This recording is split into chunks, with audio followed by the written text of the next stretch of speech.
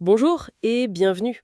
Aujourd'hui, on plonge dans le sujet un peu technique, mais essentiel des PGR, les régulateurs de croissance. Oui, un sujet important dans le monde du cannabis. On a regardé pas mal de publications, de données d'organismes de contrôle pour essayer de décrypter tout ça. L'idée, c'est de comprendre ce que c'est, pourquoi on les utilise, et puis surtout les implications. Exactement. Alors pour commencer simple, les PGR, ce sont des hormones, c'est ça? Naturelles ou de synthèse. C'est ça. Elles influencent comment la plante pousse, plus vite, moins vite, sa structure, le nombre de fleurs, enfin, et régulent. D'accord. Il y a les naturels, que la plante fait elle-même, ou qu'on trouve dans les algues, l'écorce de saule, des choses comme ça. Ça contient des auxines, des cytokinines, des phytohormones classiques, disons. Ok. Mais là où ça coince, c'est avec les PGR synthétiques, ceux fabriqués en labo. Et pourquoi on utiliserait cela alors, s'il y a des options naturelles? Ah, la raison principale, c'est l'économie.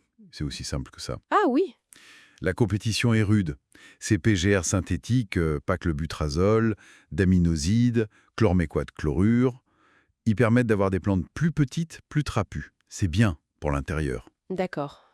Et surtout, ça donne des têtes, les buds, qui sont beaucoup, beaucoup plus denses. Et donc plus lourdes. Plus de poids égale plus de revenus potentiels. La logique est là. Voilà. Et ça semble de plus en plus utilisé, surtout sur le marché, disons, moins réglementé. Hmm. Et puis il y a une subtilité légale qui n'aide pas. Certains de ces PGR sont autorisés, mais pour les plantes d'ornement, Les fleurs décoratives, quoi. c'est ça. Or, dans certains pays, comme la France avec le CBD, les fleurs de CBD sont parfois vues comme ornementales. Ah, d'accord. Ça ouvre une porte en quelque sorte. Une sorte de vide juridique, oui, qui peut être exploité.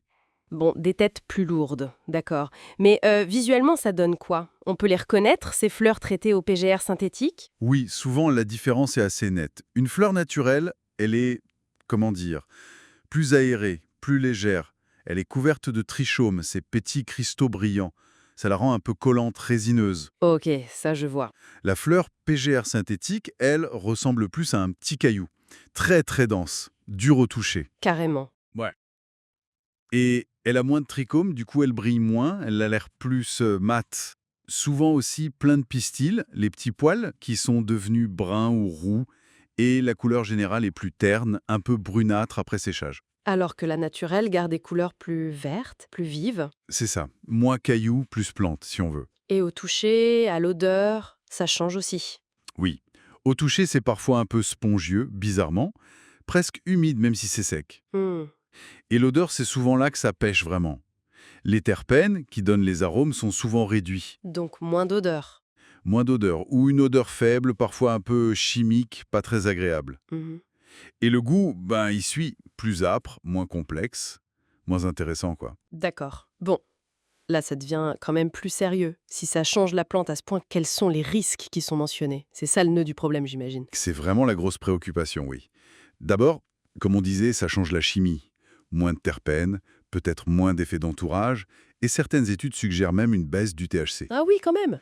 Et ensuite, il y a la question des résidus. Ces produits chimiques peuvent rester dans la fleur qu'on va consommer. Et ces résidus sont dangereux? Pour certains de ces PGR synthétiques, oui, clairement. Le daminoside, par exemple, l'EPA américaine l'a classé probablement cancérigène. Il est interdit sur les cultures alimentaires depuis longtemps. Probablement cancérigène. Le paclobutrazol, lui, est lié à des problèmes de foie dans des études animales.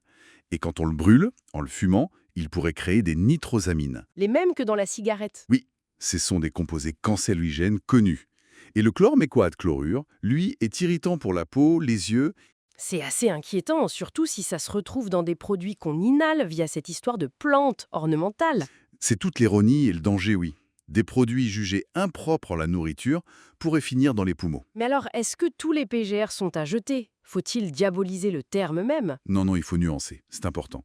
Les PGR naturels, comme les extraits d'algues, de luzerne, utilisés en bio, eux ne posent pas ces soucis de toxicité. D'accord. Même certains synthétiques, comme l'acide indole 3-butyrique qu'on utilise pour faire des boutures, sont considérés comme sûrs pour l'usage alimentaire par l'EPA. Donc le problème, c'est vraiment ces quelques molécules synthétiques agressives, comme le paclobutrazol ou le daminoside. Exactement.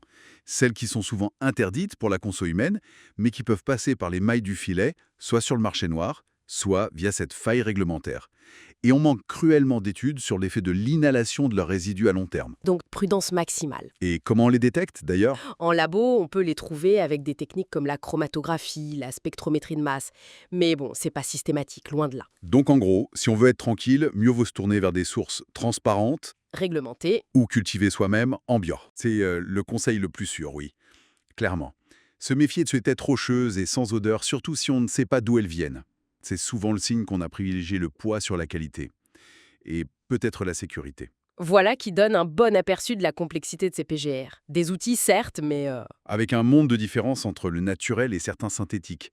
Et de vraies questions de sécurité. ce qui est fascinant et un peu troublant, c'est de voir comment la pression économique peut pousser à utiliser des substances controversées, voire interdites pour la conso, en jouant sur les bords de la légalité, comme cette histoire de fleurs ornementales. Oui, ça pose une question de fond. La question, c'est comment on assure la transparence et la sécurité pour les gens, au final, surtout avec un marché qui grandit si vite. Une excellente question à garder en tête. Merci beaucoup pour cet éclairage. Avec plaisir. Et merci à celles et ceux qui nous ont écoutés.